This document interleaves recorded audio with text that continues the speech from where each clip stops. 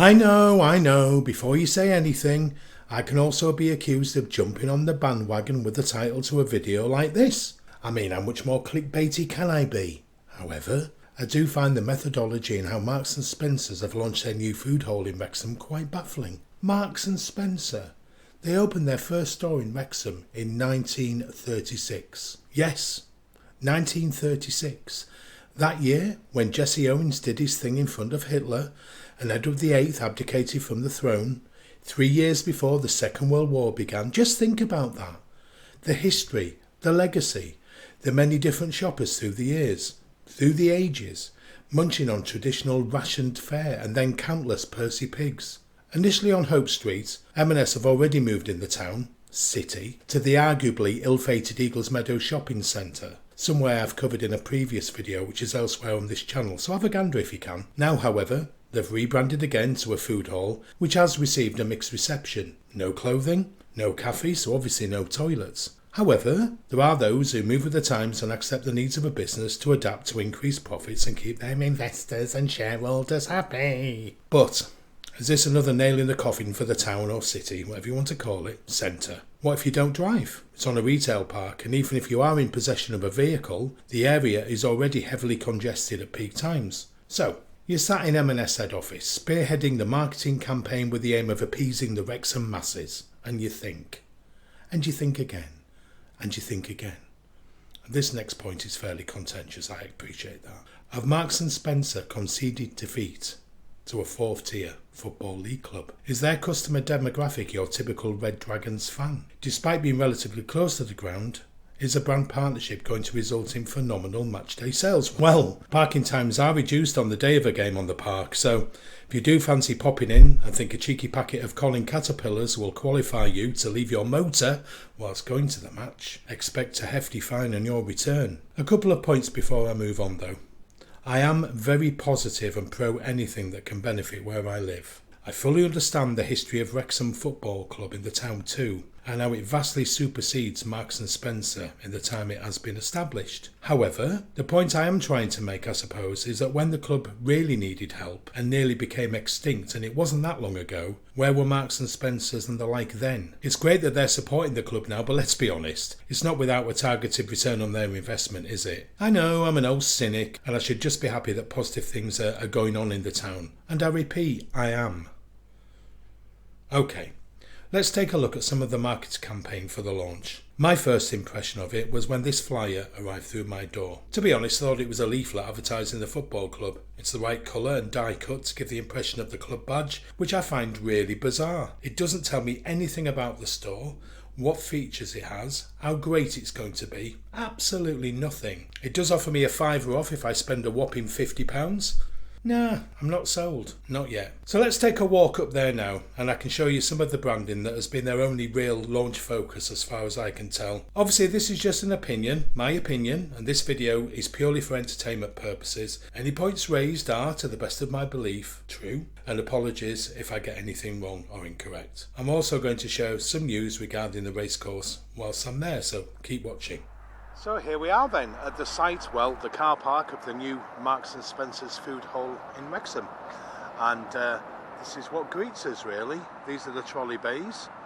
And as you can see, it's they're very proud of being partnered with the football club, official partner of Wrexham AFC.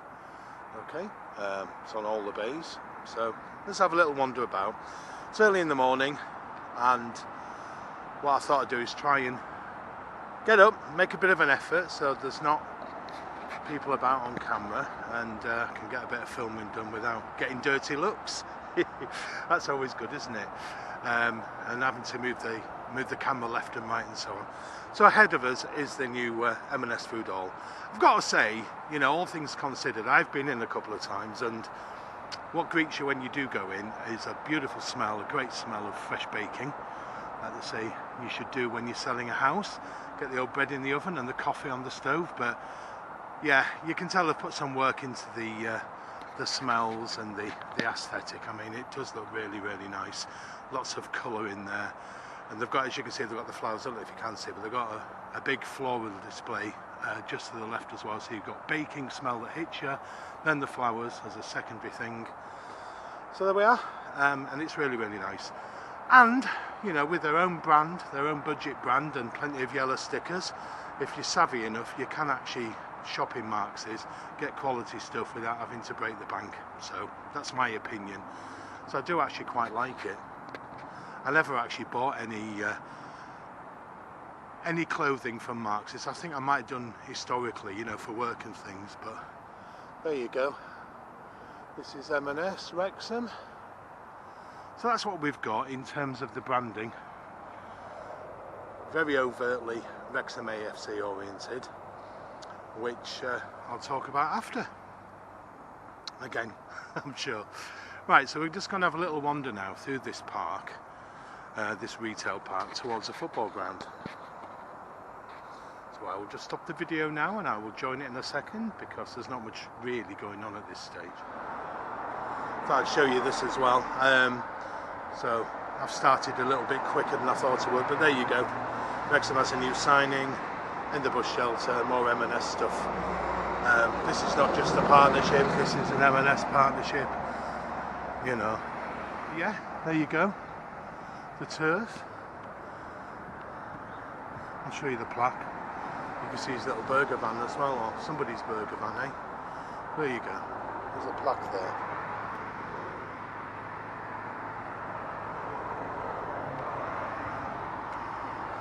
This plaque is to celebrate 150 years of Wrexham Football Club, 1864 to 2014.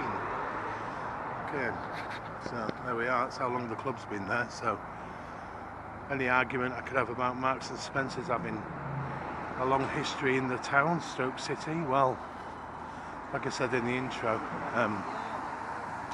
Wrexham Football Club seem to squash all over that, or whatever. Anyway, the last part I want to show you is what they're planning on doing. They've put an application in. Originally it was for levelling up funding for a big new cop stand. There used to be an old stand, an old cop, that unfortunately had to be taken down because it wasn't deemed safe. So what they've done, they've taken it down, and I think Ryan Reynolds and Rob McEnany paid for that, because the funding wasn't forthcoming, but I believe there is further applications in, and it looks like it is going to go ahead, but it is stalling somewhat. So, as a temporary measure, what they are going to do, which I think they should have done a long time ago, I can't understand why they didn't do it yet, is that they're going to put a new temporary stand up just for a few months, just at the end of the season. Now, it's a great idea, because you'll get another 2,000 odd fans into the racecourse, because you literally can't get tickets for love nor money these days.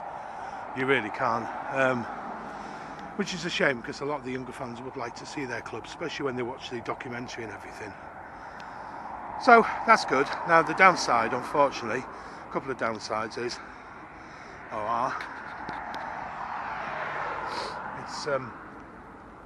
it's going to be open. The ticket allocation is going to be open to members first and foremost. I can't believe they can't get tickets, members, but they can. So I suppose if you do pay a membership, it's only right. And it isn't going to have a cover on it.